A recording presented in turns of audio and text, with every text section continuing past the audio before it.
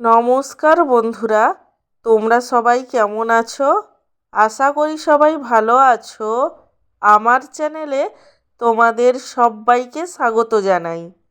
আজকে আমি তোমাদের সাথে শেয়ার করব আলু এবং বেগুন দিয়ে লাউ ডাঁটার চচ্চড়ির রেসিপি। আলু এবং বেগুন দিয়ে লাউ ডাঁটার চচ্চড়ি বানানোর জন্য প্রথমেই ওভেনে কড়াই বসিয়ে দেব এবং কড়াইয়ের মধ্যে দিয়ে দেব সাদা তেল। তোমরা চাইলে সর্ষের তেলেও এই রান্নাটি করতে পারো।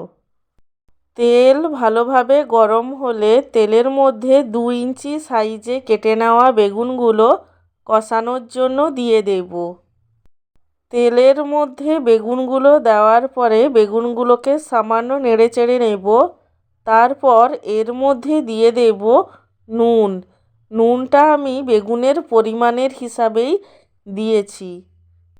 নুন দেওয়ার পরে বেগুনগুলোকে ভালোভাবে কষিয়ে নেব। তারপরে বেগুনগুলোকে একটি পাত্রে নামিয়ে নেব।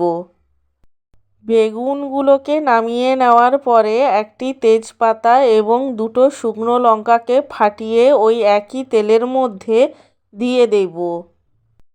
তেজপাতা এবং শুকনো লঙ্কা দেওয়ার পরে তেলের মধ্যে 5 ফোড়ন দিয়ে দেব। 5 ফোড়নটা ভাজা হয়ে গিয়ে যখন সুন্দর একটা গন্ধ ছাড়তে শুরু করবে, তখন তেলের মধ্যে দিয়ে দেব বেগুনের সাইজে কেটে নেওয়া আলুগুলো। তেলের মধ্যে আলুগুলো দেওয়ার পরে আলুগুলোকে ভালোভাবে কষিয়ে নেব।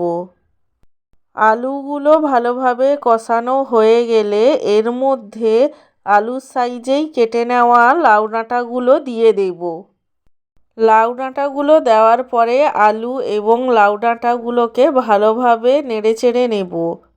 আলু এবং লাউ ডাঁটাগুলোকে ভালোভাবে নেড়েচেড়ে নেওয়ার পরে এর মধ্যে দিয়ে দেব স্বাদ অনুযায়ী নুন।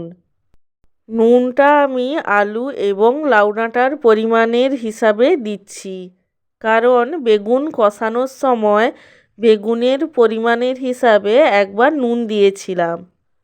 নুন দেওয়ার পরে আলু এবং লাউ ডাঁটাগুলোকে ভালোভাবে নেড়েচেড়ে নেব।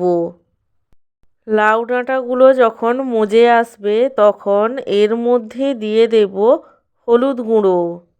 হলুদ গুঁড়ো দেওয়ার পরে আলু এবং লাউ ডাঁটাগুলোকে আরও কিছুক্ষণের জন্য নেড়েচেড়ে নেব। আলু এবং লাউ ডাঁটাগুলো ভালোভাবে নাড়াচাড়া করা হয়ে গেলে এর মধ্যে দিয়ে দেব পরিমাণ মতো জল। এই চচ্চড়িটা একেবারেই শুকনো শুকনো হবে, তাই সেই বুঝেই জল ব্যবহার করতে হবে। জল দেওয়ার পরে এটাকে ভালোভাবে নেড়েচেড়ে নেব। তারপরে জলটাকে ফুটতে দেব, যাতে আলু এবং লাউ ডাঁটাগুলো ভালোভাবে সেদ্ধ হয়ে যায়। জলটা ফুটে উঠলে এর মধ্যে দিয়ে দেব সামান্য সর্ষে বাটা। সর্ষে বাটা দেওয়ার পরে সর্ষে বাটাটাকে ভালোভাবে তরকারির সাথে মিশিয়ে নেব। সর্ষে বাটাটাকে ভালোভাবে মিশিয়ে নেওয়ার পরে এর মধ্যে দিয়ে দেব জিরে বাটা। জিরে বাটাটাকেও ভালোভাবে এই তরকারির সাথে মিশিয়ে নেব। জলটা ফুটে যখন অনেকটাই কমে আসবে আর আলু এবং লাউ ডাঁটাগুলোও ভালোভাবে সেদ্ধ হয়ে যাবে, তখন এর মধ্যে দিয়ে দেব আগে থেকে কষিয়ে নেওয়া বেগুনগুলো। বেগুনগুলো দেওয়ার পরে পুরো তরকারিটাকে ভালোভাবে নেড়েচেড়ে নেব। তারপর এর মধ্যে দিয়ে দেব অল্প চিনি। চিনিটা আমি স্বাদ ব্যালেন্স করার জন্য দিয়েছি। চিনি দেওয়ার পরে এটাকে ভালোভাবে নেড়েচেড়ে নেব এবং চচ্চড়ির পুরো জলটাকে শুকনো করে নেব।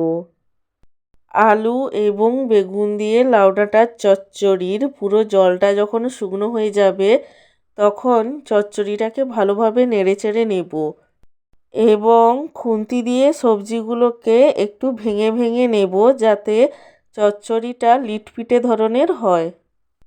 তারপর আলু বেগুন দিয়ে লাউ ডাঁটার চচ্চড়িটা নামিয়ে নেব এবং গরম ভাতের সাথে পরিবেশন করব।